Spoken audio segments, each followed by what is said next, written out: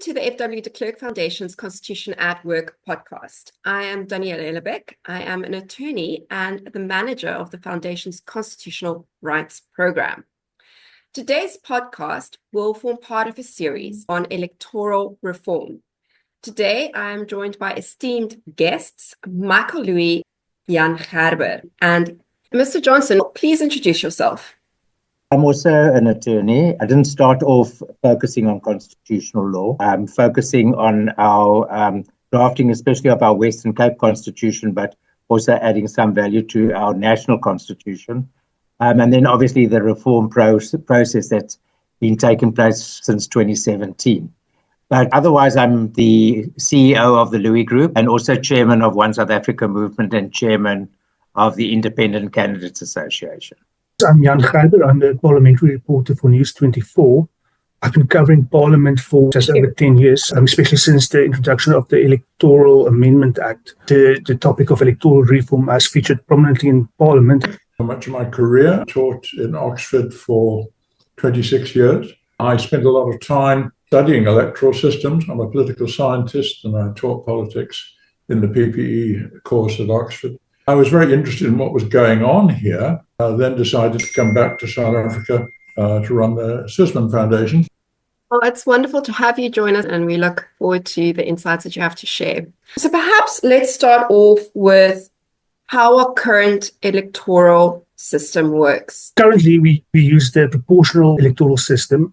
So every party that participates in the election, the National Assembly makes two lists. The thing is, the public doesn't have much insight on who gets on this list. It depends on the internal machinations of the party. And then the seats are calculated proportionally. So say one party gets 40% of the vote, they must get more or less 40% of the seats. Proportionality is a constitutional requirement, and that is why a lot of the proposals for electoral reform is a hybrid system where you have the list system and the constituency system.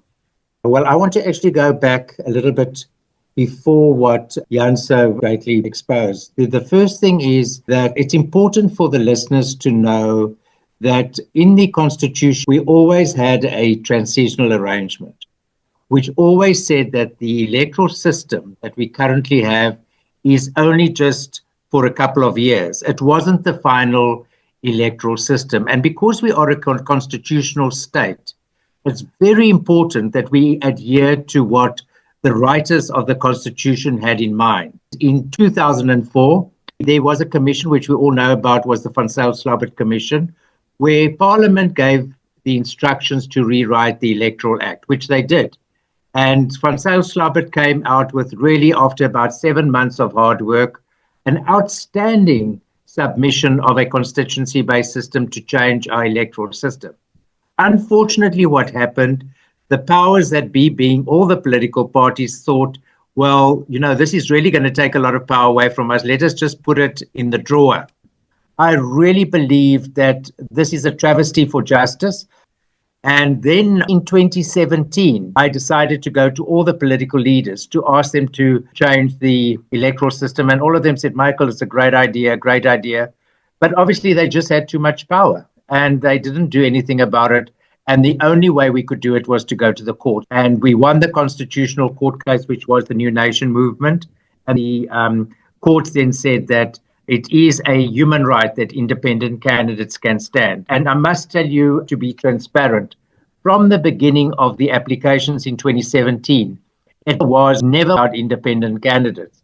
It was always about putting pressure to change the electoral system where we can have more power to the people and the power to nominate leaders in the hands of the public and not in the hands of political parties. That is wonderful to hear all of those insights, and linking on to what Jan said about the fact that the people don't actually have a say about who are on the party lists, that those are subject to the internal workings of each political party and how they decide who gets to represent the people. It was a corrupt bargain before, which created our current electoral system, essentially between the Communist Party and the National Party.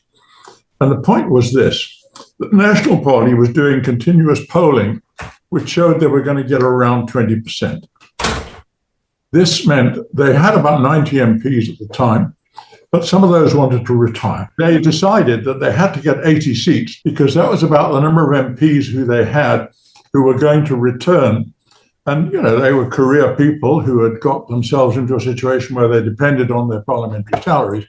And de Klerk knew he couldn't get it through the National Party unless those people were satisfied. The result is that 20% of 400 is 80. So that meant a 400-seat assembly would just about do it. So that was the key thing, and it had to be on PR, otherwise they wouldn't get their 80. The Communist Party problem was different. At that stage, there were many white and Indian communists. Now, they couldn't possibly get elected in proper single-person constituencies. So the only way they could get elected, and the Communist Party was very powerful at that time, was to be stuck in the middle of the ANC list and then get people to vote for the list. And that's why it was done the way it is. And of course, the rest of the ANC was at least pleased that this would guarantee total discipline. The party leadership would continue to be able to completely tell all the ANC MPs what to do under threat of chucking them off. Mr. Johnson, what you just shared about the inner machinations, as Jan put it earlier in the podcast, of determining how we ended up with this current system, which I was surprised when I was studying this because this wasn't something that we learned in school, though one would think that how one's electoral system works is something that should be covered in life skills or at varsity. So when I started researching this, I was fascinated to find out that there are different electoral systems and that what we have at the moment is a PR system with, Michael, as you said, independent candidates now joining. And you spoke about the Van Zyl-Slabbert report. Jan, you spoke about the fact that it's an internal party decision about who represents them in Parliament and who gets onto those lists. So we currently in South Africa have this PR system where if you get 20% of the votes, you get 20% of the seats. And we now have independent candidates competing. Political parties, as a result, have total control over their members. What we have seen in the decline in voter numbers in South Africa shows us that you do not think that your MPs are more accountable to you than they are to their political party. And that goes right to the heart of the problem.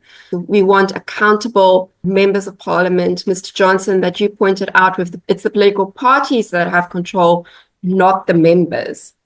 Are there any other shortcomings in the current system that any of you would like to voice? Well, can I just point out that, of course, the problem is that, as the French say, nothing lasts as well as the provisional. And the reason why is that everyone elected on this system has an interest in that system going on. So it's very difficult to get electoral reform through any assembly elected on a prior system. That's true everywhere in the world. Something that I'm also quite aware of is the caliber of and understanding of the leaders that we currently have in our system. And when you have a party list system that we've got at the moment, I do not believe that you are attracting your best caliber people, because it all goes about some of them make their politics as their corporate careers. And so as a result, it's a 20-year career. And as a result, the parties need to reward them, and it's not giving a lot of space for new entrants to come in. But what happens is, and I can just give the listeners an example.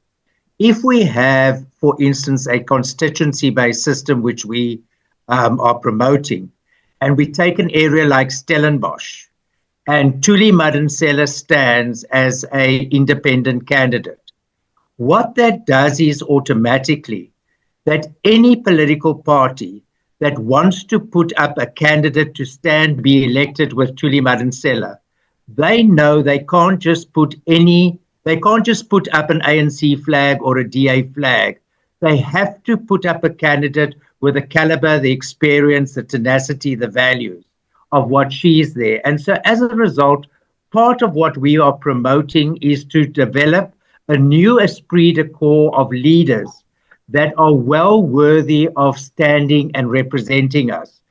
because if you allow it to the political parties, the leaders will always see to it, as long as they support the leaders, but not necessarily got the acumen and the capacity to represent us. Now, obviously, I think I will take a lot of criticism from the political parties because we are a maturing democracy and we're getting the system right. I know, for instance, in the DA, they really do go through a vouching system of a lot of academic qualifications, etc. But I really believe in South Africa to get our leadership and our parliamentary system with great leaders, we have to change the bar of entry and the caliber of entry and standards that we are setting as a country. Yeah, I mean, that's what I've been seeing in Parliament. It seems to me a number of MPs are only there to the party line. A number of MPs struggle to really grapple with the legislation before them. And when it's voting time, then they vote for the party. But they don't contribute substantively further. And I think it would be very beneficial if parties are incentivized to put up strong candidates and independent-minded candidates. I think that's the big issue. For me, the big flaw with the current system is that it encourages MPs to be extremely loyal to their party rather than to the country. That's what the Zondo Commission also pointed out. Jan, I love what you said there about independent-minded candidates and who can contribute substantively to the legislation before them. I would submit that is why we are seeing the dwindling numbers in voter turnout, because people, especially the youth, don't feel that their vote matters. So, Michael, what you're saying now about, for example, Thuli Madonsela standing as a candidate in Stellenbosch, then all political parties would have to put up a candidate equivalent in caliber to her. The present system actually is not friendly to independents. Let me explain just regarding the independent candidate situation. The truth is that a normal member that is wanting to stand for a political party that stands on a party list needed to get 44,000 votes to get into Parliament, while an independent candidate had to get 89,000 votes to get into Parliament. And the reason for that is that the third ballot that was there did not count for independent candidates, and the independent candidates did not qualify for proportionality. The only way independent candidates could have a fair stand is one person against one person, where an independent candidate can have the right to stand as well as qualify for a proportionality. Michael, I think you pointed out a very important thing there, because obviously that would be very unfair if, say, Thuli Madonsela was running and she needed 89,000 votes to make it into the National Assembly, whereas if a political party candidate was running and they need less than half of that, it is Parliament, according to the Constitution, that has the discretion to decide on the system. But again, we're in a position where the current system works for those that are in Parliament. So it's important for civil society and for ordinary South Africans who care about their MPs being more accountable to them than their political party. Perhaps that can bring us to the available solutions. South Africa currently has the PR system, which, as Jan said, if you get 20% of the votes as a political party, you get 20% of the seats. You would have heard Michael talk about a constituency-based system where independent candidates like Thuli would have to run against a candidate from a political party head-on-head, and then they get that constituency, and that each constituency represents a seat in Parliament. Now, a mixed system would be a mishmash of these two in some form or another, because our constitution requires that we have some form of proportionality. So we do have to maintain or retain some form of the PR system. Now, the PR system is wonderful because it allows for a diverse parliament that has lots of minority views and so forth. But again, as we have seen, it makes MPs more accountable to their political party than to the voters. Constituency-based system is wonderful because it makes MPs accountable to the voters and not to the political party. But it often results in parliaments that are not very diverse and do not contain minority voices, which we know in our very diverse country is very important and also a constitutional requirement. So let's talk about this mixed system that everyone from Van Zyl Slabbert to former Chief Justice Raymond Zondo to the Ministerial Advice Committee to the high-level panel report or recommended is a mixed system. I think that this is the last attempt for us really to have an electoral system where the power is back to the people, it's direct elections, it's direct accountability. I think those are the critical things. And then is the direct election of the president. Now, I'm well known and well adverse to the Constitution. That's a constitutional provision that needs to change. But I really believe that it's time, especially in the new season of coalition governments, that we do have the direct election of the president because of the vast executive powers that are given to the president to nominate his cabinet. It does give consistency, and it does give and us to follow suit in many, many African countries, that the people once again nominate our president. Jan, do you have anything to add to what Michael said about the direct election of the president? I'm a bit undecided whether it would make an improvement. You'll remember the Zondo Commission also proposed the direct election of the president. One thing that it will do is it will provide a bit of a gap or a wall between the executive and parliament. Because what I've found is that the ANC caucus, for instance, in parliament is extremely executive-minded. Because the president is also the leader of the party. So you have the situation where, and also ministers are members of the ANC caucus, so it's a very incestuous type of thing where the gap between party and state and the gap between executive and the legislature isn't what it should be. It's a bit, those lines are a bit blurred. So like everyone gets elected to parliament, and then parliament decides who is going to be president, and the president decides on who are going to be ministers. So you are incentivized not to ask the president difficult questions, basically. What would be the things that you would see as an advantage of the system? You've mentioned the fact that it would actually create a proper separation of powers or a gap between the legislature and the executive. Are there any other benefits that you see, or any other negative consequences that make you undecided and sit on the fence with something so important? I don't have another advantage that I can think of the bat, but my concern is, first of all, that it will be a massive change to change the constitution, which will, and if you tie the electoral reform to both, it will be a massive process compared to the current process to change the electoral system.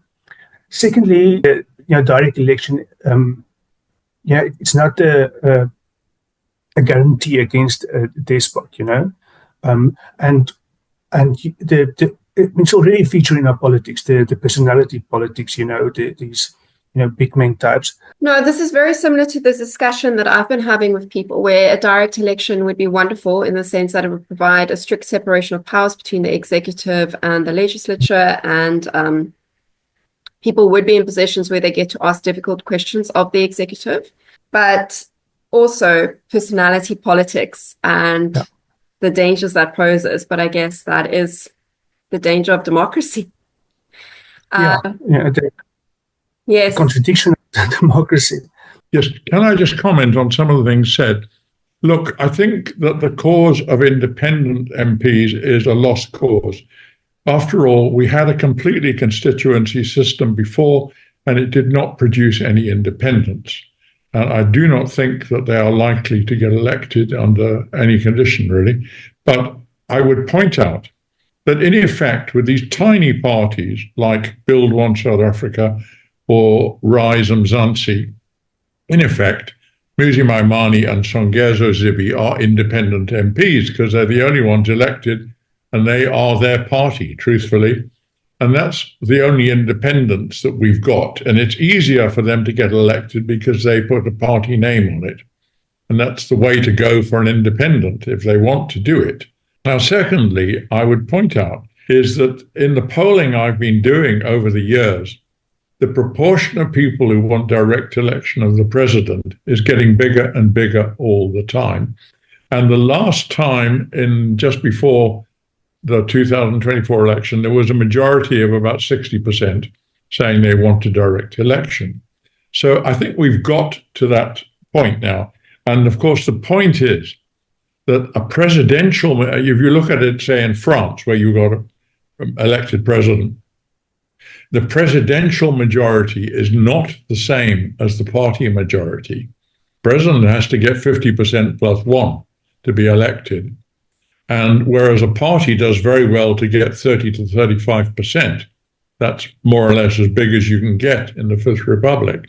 So that gives the president a considerable independence from the party. And that would mean that instead of having Ramaphosa tied down to exactly what the ANC says about everything, he would have a lot more room for maneuver in making decisions, because he would be ultimately responsible to the presidential majority, not to just an ANC majority. And I think that really is why it will be resisted by the ANC, that they will see themselves losing control of the sort they've got now. And of course, the same applies to constituencies. They won't like it because they will lose control relatively over some of their more independent MPs who, once they're elected and think they can get re-elected in their own constituency, can say boo to them, and they won't like that. So this goes to your point of the fact that this is why they would resist a constituency system being included, because it means letting go of control of their MPs and having independent-minded candidates. And not just that, but a caliber of candidate that, for example, would be able to stand head-on-head with some of the other candidates that would be offered in those single-member constituencies. And incidentally, the ANC shouldn't panic about having constituency MPs.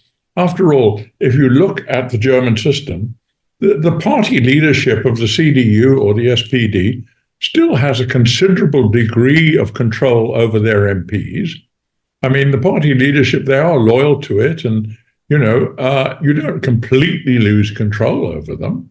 And the party ticket is still the way they get elected, in most cases. So it's not all or nothing. It just loosens the control. So, Mr. Johnson, if we have a direct election of the president in South Africa, as you've said, your polling before the May 2024 election showed that it was, I think, 60% of South Africans, you said, wanted a direct election of the president. And it does mean that we have a stricter separation of powers between the legislature and the executive. What we're seeing in South Africa is also a rise of personality politics. That happens with any presidential system which is directly elected. So, I mean, the advantages of such a system would be the fact that, one, South Africans get what they want. Two, if the ANC's NEC comes, they can't recall the state president as they did with Thabo Mbeki. But it does run the risk of personality politics, as you just pointed out. Is there any way around this? I think the point about it, and it's perfectly sensible, I mean, you can see it in American politics, that these personalities have been important, but I don't think that's a bad thing. I think people are perfectly entitled to make those judgments. And what it would do is that sort of party apparatchiks, who at the moment can rule undisputed, would be in some trouble. If you got a more ebullient personality who people liked and found more to their taste, then they would go for them, and there's no harm in that. So I don't think that that's necessarily a bad thing. I'm more concerned about the fact that as the ANC declines, we've seen this growth of populism, and that is worrying. Thank you so much to all of our participants. That is all we have time for today. But as we have said, this will be a series. So if this has piqued your interest and you've been thinking, our democracy isn't working, there's problems with the Constitution, now you know that it's not the democracy or the Constitution. It's something as simple as our electoral system that we just have to keep on asking and making our voices heard, that it be reformed so that our MPs are accountable to us and not to their political parties. Thank you so much for joining. Until next time.